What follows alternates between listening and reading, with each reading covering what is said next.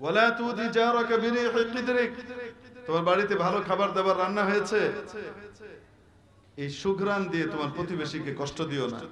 তোমার প্রতিবেশীর যদি তৌফিক না থাকে, খাবার তৌফিক না থাকে, তুমি খুব ভালো খাবার খাচ্ছ, ওই ঘ্রাণ, পাতিলের ঘ্রাণ তার নাকে যাচ্ছে, তার আফসোস হচ্ছে ইস খাইতে পারি না। তাহলে ইসলাম কি বলে? ভালো খাবার খাবা না? অবশ্যই খাবা, আল্লাহ তৌফিক দিলে প্রতিবেশীকে দিয়ে খাও। অল্প হইলেও প্রতিবেশীর বাড়িতে পাঠাও। কত তো নাই যে এত পাঠাবো। নবীজি শিখাই দিচ্ছেন, এক কাজ করো, ঝোল একটু বাড়ায় দাও, তাহলে ঝোলের বাটির ভিতরে কিছু গোশত আর কিছু আলুর টুকরা বাড়ায় দিলে তো এমনি হয়ে যায়, অন্য কেউ তুমি দিলা।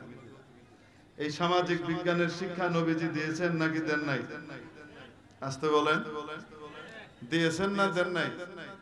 তুমি এখনো জানো না, সে তোমাকে আনুষ্ঠানিক ভাবে জানায়নি, আনুষ্ঠানিক ভাবে আমাকে কার্ড দিবে, তারপর আমি ফর্মালিটিস পুরো করব, তার আগে আমি যাব না, এরকম নয়। বরং তুমি গিয়ে মোবারকবাদ দাও, শুনেছি যে ভাতিজির বিয়ে ঠিক হয়েছে, আল্লাহ পাক বরকত দান করে, মেহমান টেহমান আসবে, আমাদেরকে বললেন, আমরা আছি ইনশাআল্লাহ খেদমতের জন্য, আপনার বাসা আমার বাসাও ফ্রি, মেহমান আসলে আমার এখানে ব্যবস্থা আছে, আপনি ফিকির করেন, কোনো চিন্তা করেন না।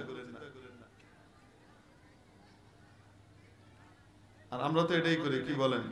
ও তুমি সব জায়গায় কার্ড দিয়ে বেড়াও, আমারে দাও না, তোর মাইয়ার বিয়া কেমন আমি দেখিয়ে দেন। উড়া ফোন মারে, মেয়েটাকে যে বিয়ে করছেন ভাই, আপনার হিতাকাঙ্ক্ষী, আপনি একটু খবর নিয়ে দেখেন, আমি কিছু বলবো না, আপনি একটু খবর নিয়ে দেখেন। এটা ভালো মেয়ে, 20 একটা ঢুকাই দিল। এই কাম করে কি করে না? আমাদের সমাজে নাই মনে হয় এরকম আছে? কিসের মুসলমান?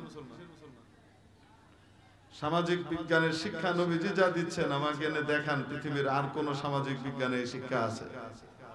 এত জামে, এত পরিপূর্ণ শিক্ষা আর কোথাও আছে কিনা দেখাই দিয়ে।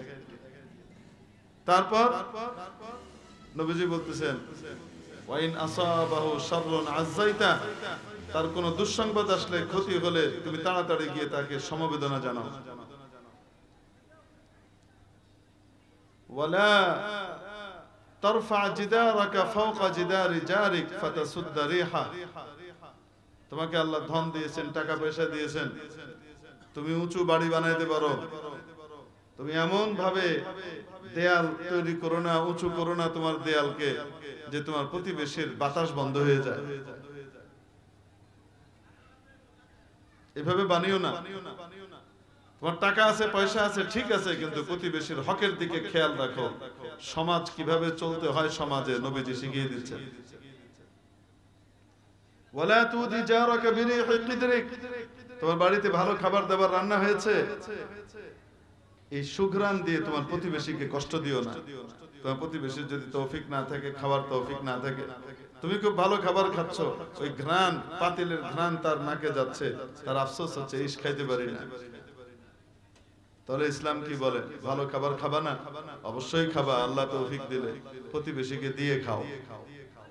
অল্প হইলেও প্রতিবেশীর বাড়িতে পাঠাও। কত তো নাই যে এত পাঠাবো। নবীজি শিখাই দিচ্ছেন, এক কাজ করো, ঝোল একটু বাড়ায় দাও, তাহলে ঝোলের বাটির ভিতরে কিছু গোশত আর কিছু আলুর টুকরা বাড়ায় দিলে তো এমনি হয়ে যায়, অন্য কেউ তুমি দিলা। এই সামাজিক বিজ্ঞানের শিক্ষা নবীজি দিয়েছেন নাকি দেন নাই? আসতে বলেন, দিয়েছেন না দেন নাই? এরপরে আসেন রাষ্ট্রবিজ্ঞান, ইসলামে আছে না নাই? সব আলোচনা তো আর একদিনে শেষ করা যাবে না। হযরত মাওলানা শেখ মুফতি ওয়ালিউল্লাহ সাহেব দামাত বারাকাতুহু বাংলাদেশের বিদগ্ধ একজন আলেমে দ্বীন এবং অত্যন্ত চমৎকার আলোচনা করেন, হৃদয়গ্রাহী ভাষায় আলোচনা করেন। আমলওয়ালা মানুষ, আল্লাহ পাক ওনার বয়ান দ্বারা আপনাদের আমাদের সকলকে উপকৃত হবার তৌফিক দান করেন। হযরত চলে এসেছেন, ইনশাআল্লাহ এখনই হযরত বয়ান করবেন, তারপরে দোয়া করবেন। আল্লাহ পাক আমাদেরকে কোরআনের উপরে চলে, কোরআন শিক্ষা নিয়ে, নিজেদের বাচ্চাদেরকে কোরআনই শিক্ষা দিয়ে তাদেরকে সত্যিকারের মানুষ বানাবার তৌফিক দান করেন। ওয়া আখিরু দাওয়ানা আলহামদুলিল্লাহি রাব্বিল আলামিন।